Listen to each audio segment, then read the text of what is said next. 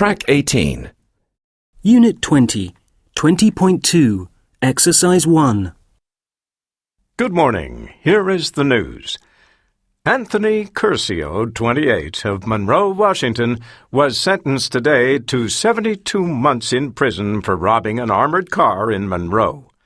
Curcio, a former star athlete in high school who earned college scholarships in basketball and football, carefully planned the robbery over nearly a year. Curcio was arrested in a car park following a spending spree at a shopping mall. At the trial, Curcio stated that he had needed the money from the robbery to pay to take his friends on an all-expenses-paid vacation to Las Vegas.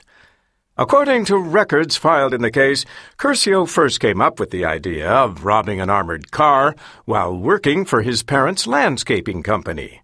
They were doing some work near the Monroe branch of the Bank of America, and Curcio studied the deliveries that the armored car made every week. At the same time, he decided on the best ways to escape after the robbery. He manufactured a disguise with clothing that could be easily removed, and even strung a cable in a nearby river so that he could use an old tire as an inflatable raft and pull himself down the creek away from the scene of the crime. Curcio decided to use an open Wi-Fi network to put an advertisement on the Internet offering men a potential job. The open Wi-Fi was to enable him to post things on the Internet without the police being able to trace him. Applicants for the job were told that they had to stand outside the Bank of America in Monroe at a certain time on a certain date and wear specific clothing. This was to consist of a blue shirt, yellow vest, safety goggles, and work shoes.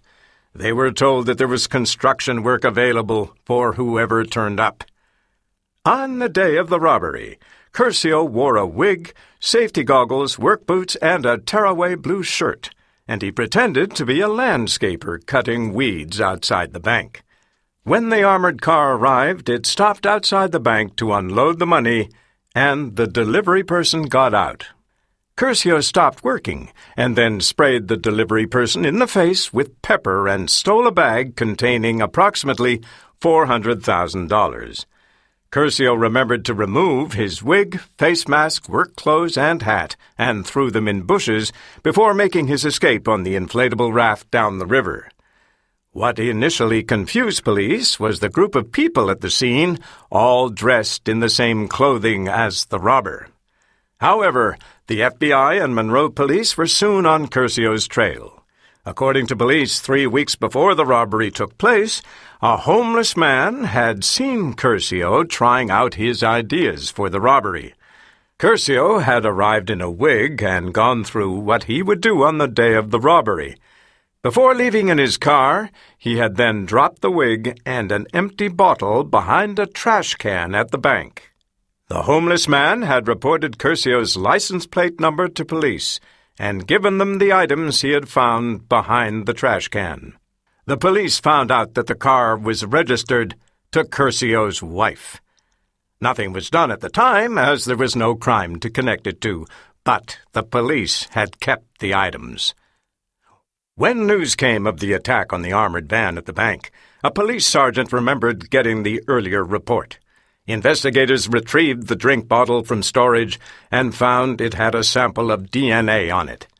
They then compared it to the DNA from the face mask and wig left by Curcio a short distance from the scene of the real robbery. The DNA from the bottle matched the DNA from the items left at the scene. The police then began following Curcio and finally arrested him in the car park. Some $220,000 of the stolen money was recovered following Curcio's arrest. He pleaded guilty to all charges. In asking for a 5-year sentence, Assistant United States Attorney Bruce Mayacky said that, and I quote, "All robberies are inherently violent and serious. This robbery stands out for its boldness, level of planning, and its ingenuity. As has been seen, Curcio was obsessive in his planning.